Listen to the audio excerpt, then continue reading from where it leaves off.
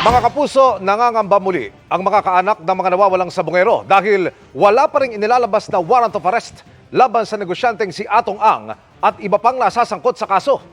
Palaisipan din sa kanila kung bakit hindi kasama sa mga kakasuhan ang ilang personalidad at mga kamag-anak ni Atong Ang. Narito ang eksklusibo kong pagtutok. Noong nakaraang taon, nakakita na ang Department of Justice ng prima facie evidence with reasonable certainty of conviction laban sa negosyanteng si Atong Ang, 15 pulis at 6 na iba pa, kaugnay ng kaso ng mga nawawalang sabongero.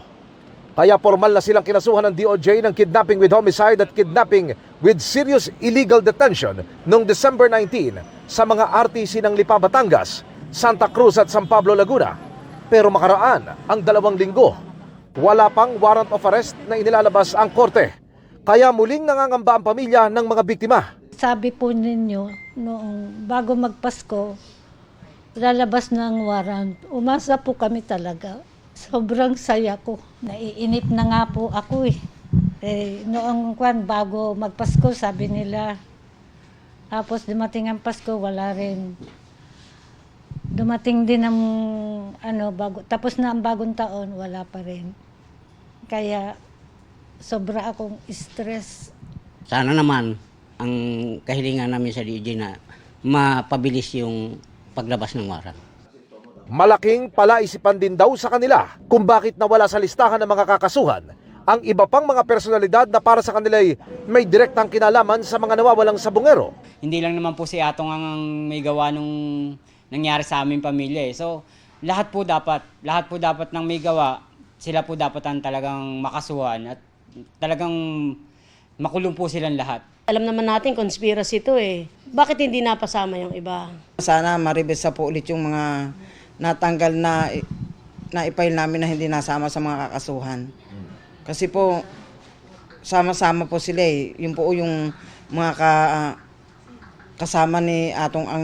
Kabilang sa mga ipinagtataka ng mga kaanak ng mga nawawalang sabongero kung bakit hindi nakasama sa mga kakasuhan sina Gretchen Barreto, retired Lieutenant General Jonel Estomo at mga kamag-anak ni Ang. Kung si Atong Ang lang po ang makukulong, hindi po.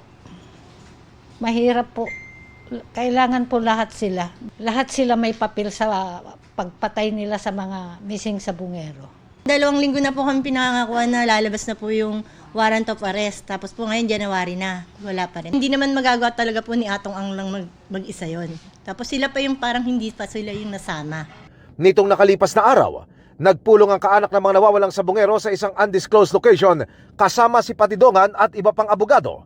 Nilagdaan nila ang isang apela sa DOJ Panel of Prosecutors na muling ikonsidera na maisama sa listahan ng mga kakasuhan ang mga hindi isinama sa kaso. Kaya nga po kami magpapail ng MR kasi meron po kaming testigo na talagang magpapatunay na talagang kasama po sila. Huwag niyo po kaming bibitawan dahil nasa inyo po yung aming pag-asa.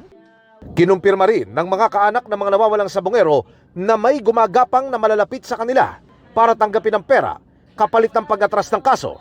Kung magkano at kung sino ang gumagapang para sila'y bayaran, tumanggi muna silang pangalanan sa harapan ng kamera. May mga feelers, may nagbayad ng ganito, may magbabayad. Sa amin hanggang kami ay solid, hindi po mangyayari yun. Gusto namin justice po eh. Nag-umpisa kami na hustisya ang kailangan namin, hustisya ang tatapusin po namin dito. 3:30 kaninang hapon, na-file na sa DOJ ng pamilya ng mga nawawalang sabongero ang apela. Sinusubukan pang makuha ng GMA News ang pahayag ng DOJ at ng mga nabanggit na personalidad. Para sa GMA Integrated News, Emil Sumangil, nakatutok 24 oras. Pinalawig pa hanggang bukas, January 6, ang flight ban sa paligid ng Bulkang Mayon at Bulkang Canlaon. Ayon sa Civil Aviation Authority of the Philippines, hanggang alas 9 ng umaga bukas ang kanilang notice to airmen. Mahigpit na pinagbabawal ang paglipad malapit sa 2 bulkan na parehong nakataas sa Alert Level 2. Posible kasi ang mga biglaang pagsabog na lubhang delikado sa mga eroplano. Patuloy ang pagbabantay ng CAAP. Inaresto kanina si retired Air Force General Romeo Poquis kaugnay sa reklamong inciting to sedition pagkalapag pa lang sa NAIA mula sa bakasyon abroad. Nakatutok si Ian Cruz. Gawin na sa salang inciting sedition ng Branch 77 Quezon City. Pagkababa pa lang niya ng eroplano sa NAIA galing bakasyon, sinilbihan na agad ng warrant of arrest si retired Air Force General Romeo Poquis para sa kasong inciting to sedition na nakasalang sa Quezon City RTC Branch 77. Sa videong galing sa CIDG, naka-blur ang mukha ni Poquis. Mula sa concourse ay ineskorta na siya at ang kanyang pamilya. Sa eksklusibong panayam, ang giit ng retiradong general. Ito'y panggigipit ito, pang-ahas, pananakot sa ating mga taong mamamayan. Papahayag ng damdamin sa matinding korupsyon sa bayan natin. Paglabas ng terminal, naghihintay ng sasakyan para kay Poquis kung saan niya pinakita na siya'y nakaposas. Nasa gate naman ng parking area ang kanyang mga kasamahan sa grupong United People's Initiative, pati ang kanyang abogado ang hinihinging makausap ang kanyang kliyente. Kayo ang tagapagpatupad ng tama, hindi mali. Dapat marinig nyo, maintindihan nyo, sinasabi namin. Simple lang naman, lawyer. Pakitali lang po. Makipag-usap ang lawyer to lawyer. Hindi ito optional. Karapatan ito. Hindi po ito pakiusap.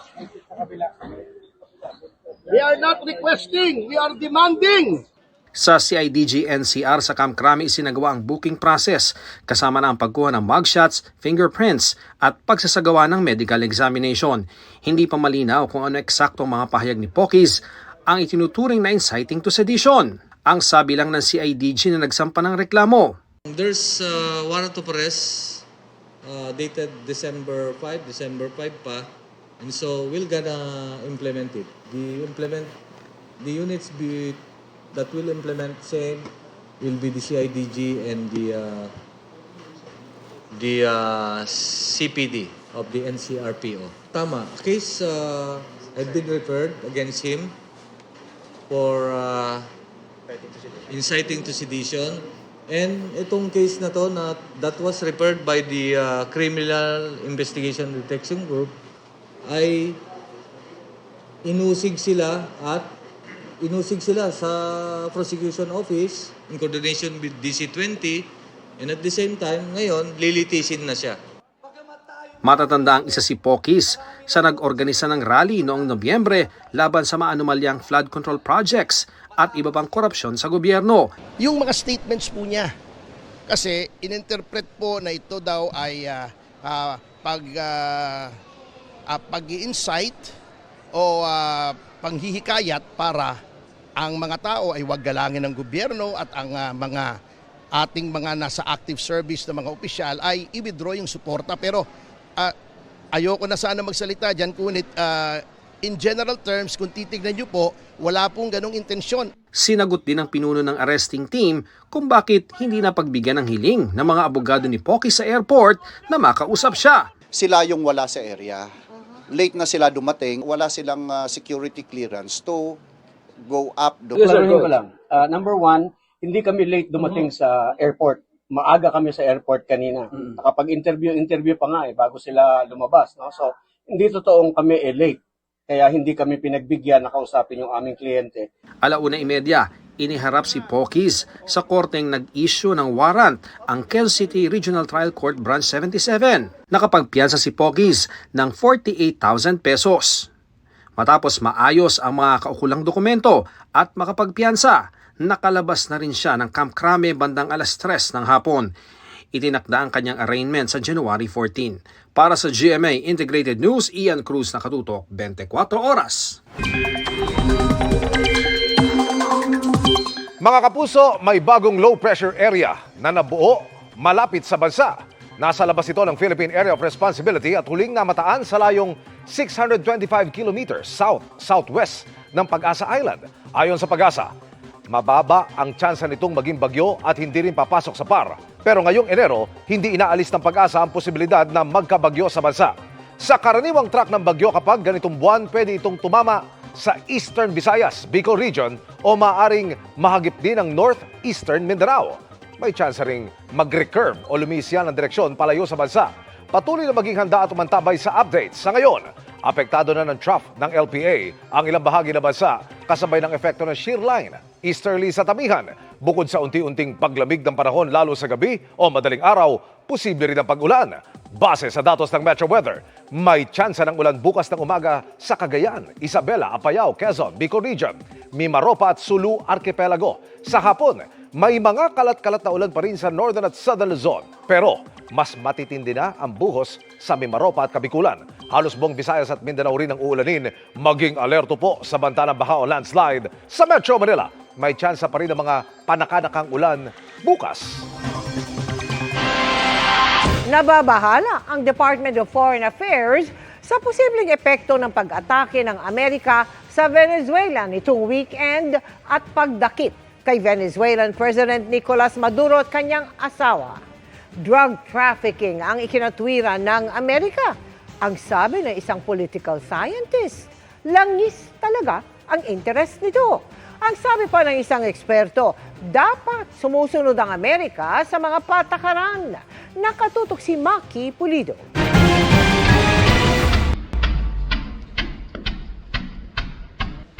Madugo ang naging pagsalakay ng Amerika sa bansang Venezuela. Ang airstrike ginawa para sa pilitang makuha ang presidente ng Venezuela na si Nicolas Maduro at kanyang asawa para daw mapaharap sa hustisya. Nailipad na si Maduro sa New York City kung saan siya idedetine at lilitisin para sa kasong narco-terrorism. Inakusahan siya ng paggamit sa kanyang pwesto para sa drug trafficking at makapagpasok ng droga sa Amerika. For many years after his term as president of Venezuela expired, Maduro remained in power and waged a ceaseless campaign of violence, terror, and subversion against the United States of America, threatening not only our people, but the stability of the entire region. Dati nang nanindigan si Maduro na wala siyang kaugnayan sa anumang krimen. Sa pagkakadakip kay Maduro, sinabi ni US President Donald Trump na ang Amerika na ang mamamahala sa Venezuela, isa sa bansang may pinakamalaking oil reserve sa mundo. We're going to be rebuilding, and we're not spending money. The oil companies are going to go in. They're going to spend money. We're going to take back the oil that, frankly, we should have taken back a long time ago. A lot of money is coming out of the ground. We're going to get reimbursed for all of that. Tingin ni UP Professor Herman Joseph Kraft, langis ang tunay na interes ng Amerika sa Venezuela. It's really the oil industry in the United States that's interested in controlling that. Gusto nilang i-maintain yung kanilang oil reserves, no, as a strategic reserve. Nababahala naman ang Department of Foreign Affairs ng Pilipinas. Naiintindihan man daw ng DFA ang security issues ng Amerika, binibigyang diin ng Pilipinas ang kahalagahan ng international law, pagbabawal sa paggamit ng dahas at pakikialam sa domestic affairs ng ibang estado. Ayon naman kay FEU Professor Francis Esteban, inaasahang bilang isang superpower, dapat itong nagpapatupad ng rules-based international order at posibleng may epekto ang ginawa ng Amerika sa laban ng Pilipinas kontra sa pangaagaw ng China sa West Philippine Sea. We've been using international law as a weapon and as our leverage in our claims in the South China Sea against our territorial dispute. Disruption in the rules-based international order, this kind of violation of international law, somehow also diminishes the legitimacy of it. In a way, sa ngayon, wala pang nakikitang epekto ang Department of Economy, Planning and Development sa ating ekonomiya. Maliban na lang daw kung may ibang bansang tumulad sa aksyon ng Amerika. There is hardly nothing. I don't think that there's going to be perceptible effects on us. Unless that will have some duplications elsewhere, embolden some other governments to do similar things. Pinayuhan na ng Philippine Embassy ang mga Pilipino sa Venezuela na mag-ingat at iwasang lumabas ng bahay. Para sa GMA Integrated News, Maki Pulido, nakatutok 24 oras.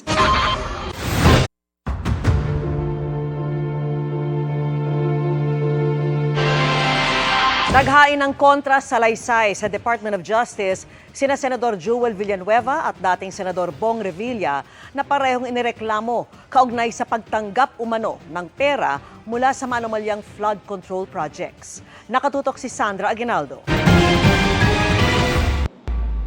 Sa pagpapatuloy ng preliminary investigation sa umunay maanumalyang flood control project sa Bulacan, nag-file ng kanilang counter-affidavit sa Department of Justice sina Senador Joel Villanueva at dating Senador Ramon Bong Revilla Jr. Ang National Bureau of Investigation naman na siyang nagsampa ng reklamo sangkaterbang dokumento ang dala sa DOJ. Ayon sa Justice Department, ang preliminary investigation ngayong araw ay patungkol sa mga proyekto sa Bulacan na kinasangkutan din ng contractors na Wawaw Builders at Top Notch Catalyst Builders Inc. Sabi na DOJ, idiniklara ang mga proyektong 100% complete pero ang iba ay ghost project naman o kaya ay hindi kompleto. Naharap sina Villanueva at Revilla sa magkahiwalay na reklamo. Si Senator Bong Revilla in these 6 cases, sa respondent lang po siya sa isa. Okay, tapos si Senator Joel Villanueva is also a respondent in another case in one of the 6 cases. Doon po sa 6 na yon, the charges are multiple. So we have direct bribery, indirect bribery, corruption of public officers. We have a violation of the Anti-Graft and Corrupt Practices Act, which is RA 3019. Tapos may violation din po ng the Government Procurement Act, and also a violation of the conduct of bid rigging in the procurement process. Tig-isa po sila, pero hindi lang po sila yung respondent sa mga kaso na yon. So we have multiple respondents, including DPWH officials. Muli na maitinanggi ni Villanueva na nakinabang siya mula sa flood control projects sa Bulacan. Alam niyo yung nangyayari tungkol sa flood control, kinamumuhian natin for so many years. Yung away namin ni Zaldico, tapos doon sa complaint, 1% daw binibigay ni Zaldico sa akin. So, that's ridiculous. Ayon sa kanyang abogado, meron silang 3 testigo kasama na rito ang staff ni Villanueva na kinilala ni dating Bulacan District Engineer Henry Alcantara bilang peng na inabutan umano niya ng 150 million pesos sa rest house sa Bulacan. Sabi ni Alcantara, para raw ito kay Villanueva bagamat hindi umano alam ng senador na mula ang pera sa flood control. Pero sabi ng kampo ni Villanueva, hindi totoo ang paratang ni Alcantara. Walang binigay. Walang binigay. So, nasa ng pera ko? Nasa kanila siguro. Sa engineers? Saan pa pupunta? Si Revilla naman, hindi nagpaunlak ng interview pero ayon sa kanyang abogado, walang basihan ang akusasyon laban sa kanya. Matatandang idinawit si Revilla sa flood control din na Alcantara at dating DPWH Undersecretary Roberto Bernardo. Ayon kay Bernardo, tumanggap si Revilla ng 25% commission mula sa flood control. Yung mga ganitong complaint na fina-file na walang batayan, para bang final lang, para lang mangharas o mang-abala ng isang individual. So, sa totoo lang, yung mga ganitong complaint, ayon sa batas at sa rules ng evidence, hindi ito dapat paniwalaan. But in the case of Yusek Bernardo, I think we pointed out that he has submitted 5 affidavits. Ang tingin namin, he was trying to really enter the witness protection program. And the only way that he can be admitted is actually point to somebody higher. Kaugnay pa rin sa flood control issue, inilahat ngayon ng DOJ na gumugulong na rin ang investigasyon nito sa plunder complaint laban kay dating Representative Zaldico. There's an allegation of conspiracy. Of course, the act of plunder could not have been committed by one individual alone. Of course, necessarily, may makasama siya dyan. Hiningan namin ng reaksyon ng abogado ni Ko pero wala pa itong tugon. Sandra Aguinaldo, Nakatutok, 24 Oras. May bagong sistema sa pila ng mga deboto para sa pakalik sa Quirino Grandstand para siguruhing walang sumasalubong ng mga tao sa andas kapag nagsimula na ang traslasyon. Kabilang yan sa paghahanda para mas mapabilis ang prosesyon ng Puong Jesus Nazareno na target matapos sa loob lamang ng 15 oras. Nakatutok si Darlene Kai. Ganito ang magiging formation na pwesto ng mga pulis na magbabantay rito sa Quirino Grandstand sa Biyernes. Nagsagawa ng walkthrough ang mga kawani ng PNP kanina bilang bahagi ng mga paghahanda para sa taunang traslasyon ng Poong Jesus Nazareno. Ang PNP magde-deploy ng mahigit 18,000 pulis. Kasamang 1,000 pulis na magsisilbing intelligence operatives na magbabantay sa paligid, pati ang 800 pulis sa Hijos del Nazareno rin kaya sasama sa mismong prosesyon. We have requested the national headquarters for the suspension of the permit to carry firearms outside residence effective January 8 to January 10 po. And aside from that, ni-request po rin po natin na i-represent tayo dun sa NTC for the signal disruption doon sa areas kung saan po gaganapin po yung translation. On the D-Day po, yung sa signal disruption. On that particular place kung asan po yung andas. No-fly zones po, ni-request din po natin na i-request nila sa sa Kaap po, yung no-fly zone. Especially in the use of drone po. Inihanda na rin ang Quirino Grandstand para sa pahalik at traslasyon. Nasa huling bahagi na raw ng mga paghahanda itong entablado sa Quirino Grandstand para sa traslasyon sa Biyernes. Dito sa Quirino Grandstand ginaganap yung Misa Mayor at dito rin nagsisimula yung traslasyon na dinadaluhan ng milyon-milyong mga deboto ng Poong Jesus Nazareno taon-taon. May bagong sistema sa pila para sa pahalik sa imahe ng poon sa Quirino Grandstand. Dati, pumipila ang mga tao sa Calao Extension, tapos lalabas sa Katigbak Drive pagkatapos masilayan ang imahe ng poon. Ngayong taon, isasara ang Katigbak Drive kaya kailangang mag-U-turn o bumalik ng mga deboto para makalabas uli sila sa Calao Extension. Yung ibang deboto, pagbaba ng Katigbak Drive, hindi daw umaalis. Naghihimpil na ron at sila actually yung sumasalubong sa ating andas. Ipatutupad ito para masigurong walang sasalubong sa andas at mas mabilis na makauusad ang prosesyon. Target ng pamunuan ng Quiapo Church na matapos ang traslasyon sa loob ng 15 oras. Mas mabilis sa mahigit 20 oras noong nakaraang taon. Kaya hanggat hindi pa nakalalagpas ang andas, hindi papayagan ng mga deboto sa bahagi ng Ross Boulevard at Padre Burgos. Ayala Bridge, kahabaan ng Carlos Palanca hanggang Globo de Oro, Solano Street at Padilla Street. Ang MMDA magde-deploy ng mahigit 1,000 kawani ayon kay dating PNP Chief Nicolas Torre III at bagong General Manager at tagapagsalita ng MMDA. Meron tayong mga nakahanda na rin na mga rerouting, nakahanda na rin yung iba pang mga alternate routes na ibinibigay natin. Close coordination, isang unit lang ang nagtatrabaho rito. It is the government. Full blast naman yan, on schedule yan. Walang pasok sa lahat ng antas pati sa lokal na pamahalaan ng Maynila sa Biyernes ayon kay Manila Mayor Isko Moreno. Pero siniguro ng LGU na patuloy ang operasyon ng mga may kinalaman sa peace and order, emergency response at health services. May ipatutupad ding liquor ban sa lahat ng nasa 500-meter radius ng Quiapo Church at ruta ng traslasyon.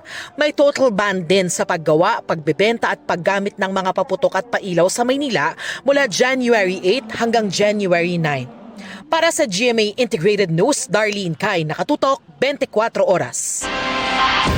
Naka-reunion na ng kanyang pamilya ang isang senior citizen na nag-viral dahil sa sugat na inakalang dahil sa mga palo sa ulo. May kondisyon siyang Alzheimer's disease at nalinawan na kung ano talaga ang sanhi ng mga sugat. Malaking tulong pa rin ang post ng isang netizen para matuntun siya. Nakatutok si Mari Zumali. Bagaman may mga naglilimos, dinadaan-daanan lang na marami ang ginang na ito na may benda sa ulo sa ilalim ng isang MRT station bandang alas 8 kagabi. Sa kuhang ito ng CCTV na ibinigay sa amin ng Libertad Police. Pero napukaw ng ginang ang atensyon ng isang netizen na nagpost ng kanyang litrato online sa pag-asang makita ng kanyang mga kaanak. Hindi aniya masabi ng ginang ang kanyang pangalan pero nabanggit na pinagpapalo siya sa ulo. Ang post nakarating sa anak ng ginang kaya napuntahan din siya nito kagabi. Natunto namin ang kinaroroonan ng mag-ina at napag-alamang Marife Fernandez ang pangalan ng ginang na 74 years old na. Ayon sa anak niya si Emmanuel, may Alzheimer's disease na ang ina, kondisyon na nagdudulot ng pagkalimot ng pasyente at pagkawala ng kakayahang gumawa ng pang-araw-araw na gawain. Kasi nawala po ito noong August. January 2 pa daw po na nasagasaan ng motor. Nang kumustahin ko si Nanay Marife, mas naalala na niya ang nangyari. Habang naglalakad daw sa kalsada sa Antipolo ng isang gabi. Hindi ko kakalain yung motor eh. Dumaan kami. Oh, tapos? Iskinita na. Ha? Pumasok pa yung motor. Oh, tapos? Ayun, nagasa. Lumalabas na January 2 pa siya nabundol ng motorsiklo, kaya nagkasugat sa ulo, mukha, mata at tuhod. Ayon sa anak, dinala naman daw si Nanay Marife ng nakabundol sa ospital pero tinapalan lang ng benda. Hanggang sa nakarating na ito sa Pasay kung saan nakita ng nagmagandang loob na netizen. Kanina, dinala na nila si Nanay Marife sa Pasay General Hospital sa abiso na rin ng barangay. Doon na tinahi ang kanyang sugat. Masakit yung pagkatahi. Nang tanungin ko kung gusto ba niyang kasuhan ng nakabundol, Wag na, walang-wala yun. pero iba ang nais ng kanyang anak. Gusto po siyang managot kasi siya, naano po niya, napuruhan, tapos hindi man lang pinabayaan man nila dun sa ospital. Wala pa raw report kaugnay sa insidente.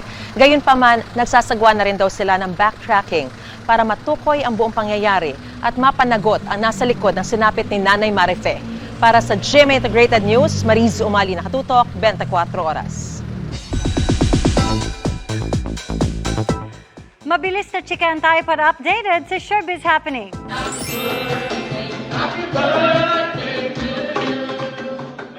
May sweet surprise ang family and friends ni Eman Baco sa Pacquiao para yan sa kanyang 22nd birthday celebration.